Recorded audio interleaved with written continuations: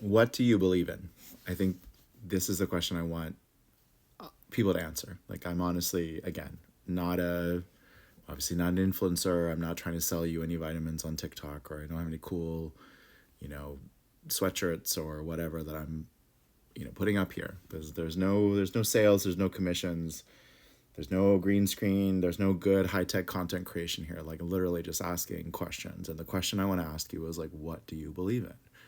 And like, truly, I invite you to answer this question, because I think the most important thing that we can do right now is to make very clear, transparent, open, and unmistakable what we believe in, right? I think a lot of us are struggling because what's happened is we are saying the same things, but are obviously not ascribing the same solutions, or even ascribing the same villains in the stories. So, for example, during this last election, I would go and I would talk to people, and they would tell me that they thought like corporations were a huge fucking problem, and that like they had too much power and someone needed to rein them in. And then a bunch of those people were going to vote for Donald Trump because RFK Jr. endorsed Donald Trump, because they were sort of from the Make America Healthy Again, the Maha people, right? And they thought that like, they are being manipulated by big pharma, and they think that the billionaire, the evildoers of the billionaires are, it's George Soros, right? It was like there's always anti-Semitic stuff around George Soros, but it was like Mark Cuban and George Soros are the billionaires controlling the Democrats, and the corporations are lying to us, and the only way to get them is like to get Trump in there and to get RFK in there.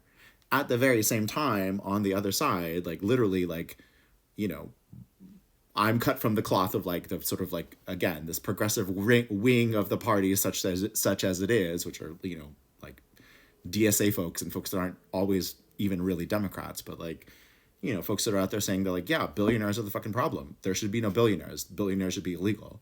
And corporations are the problem. And we should overturn Citizens United, and there should be no money in politics, and we should be like breaking up big corporations. Like, that the best thing that we could possibly do is like destroy Meta, destroy everything that Elon Musk owns, destroy Amazon. Like any big corporation, the best thing that we could do would be tear it apart and break it into 1,000 different pieces, because like when they're too big and too powerful, that's the problem, right? So again, the point here is that one side is saying we resent corporations and we want to go after them, and then the other side is saying we resent corporations and we want to go after them. But then like this side, is willing to take all of the stuff that comes with it, right? Whereas this side is not, right? This side is full of the 19 million people that don't want to actually vote for Kamala Harris because they're, you know, they don't want neoliberalism. They don't want a shallow Democratic Party. They don't want incremental change. They like, this is a group of people that like want an actual working class populism, a multiracial working class populism that is like true and ethical and principled, right? Like this is the side that wants to actually like provide homes to everyone, right? Like without conditions, right? This is like a housing first universe of people. Provide healthcare to everyone, right? Without conditions. This is a Medicare for all universe. This is like people who want to see climate change tackled in a truly, comprehensive, systematic, changing way, right? Like this is again, like this is the Green New Deal side of the equation, right? So there's like there are people that are very principled and clearly focused on a set of outcomes, right? That they want to see. And then on this side, there are people that apparently also have some beliefs, again, like the Maha people, that they want to see stuff overturned or done away with or whatever. But they're willing to accept a bunch of other stuff, right? They're willing to accept all of the destruction of the Constitution, right? Like the Constitution is whatever. We don't care. We're post-constitutional, right? In theory, these are principled people, but they're willing to take a bunch of other bad shit, right? If your main objective as a Maha person is to come in and make sure that like big pharma gets it up the ass, great. But why do you have to like destroy everyone else in the process? How can you justify big pharma taking it up the ass therefore means that like trans people can no longer exist, that immigrants have to be forced into dehumanizing detention, deportation, and like shipped off to Guantanamo? How do you justify, USAID getting destroyed and then like, again, babies in Africa and around the world dying because now they're going to get diseases, preventable diseases, right? Like you've essentially said that like it doesn't matter what the fallout and what the consequences are as long as you get this one thing, right? I don't think that that's true on this side.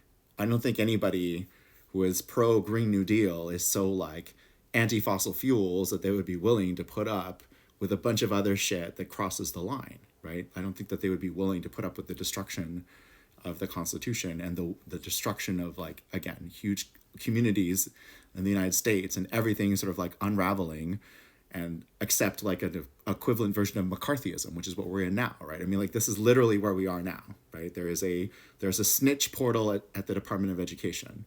You're supposed to report teachers that are like doing DEI. They're auditing like every school system, every university system. Everyone is scrubbing shit from their websites. All the nonprofits, all the NGOs, everyone is freaked out. They're scrubbing everything from their websites, right? People are getting fired in the government and in the nonprofit sector.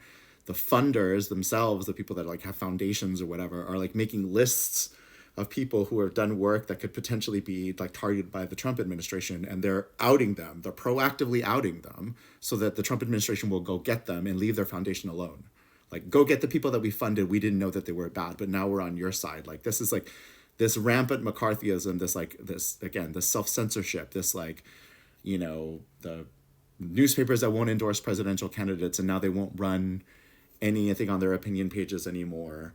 That is going to be controversial or like, again, anti the king, anti Donald Trump. Like, again, there's this like horrible thing that is happening in which nobody is standing on business anymore, right? Nobody has anything that they actually believe in anymore. No one has any principles, any lines in the sand that they're willing to articulate anymore. And so again, like I want to be very clear, like we need to redraw those lines in the sand and we need to redraw the things that we believe in to be principles that we don't violate for the sake of just having XYZ be an outcome, right? Like the ends do not justify the means, right? Like this, like, the fact is that we are supposed to have some ethical, moral compass, center, barometer that is supposed to prevent things from turning into what we have now seen.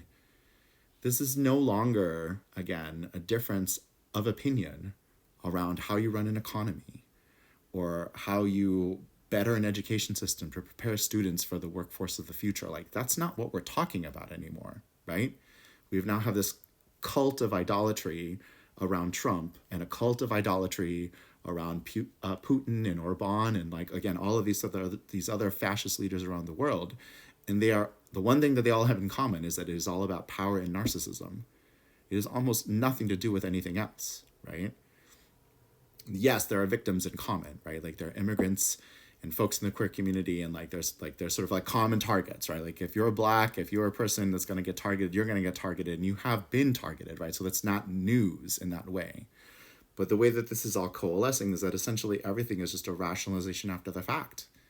How are you a Republican congressperson in your job? Like your job as a congressperson is to bring money back to your district, right? Your job is to bring the fat, bring the pork to your district. You're supposed to create special projects in your district to help generate jobs in your district and improve the economy and well-being of your district.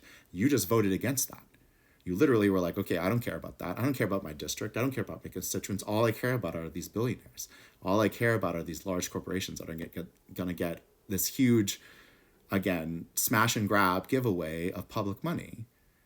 Like, you don't do that, right? You don't do that unless you're participating in this sort of like cult of idolatry. So really clearly, what do you believe in, right? Like this used to be a thing.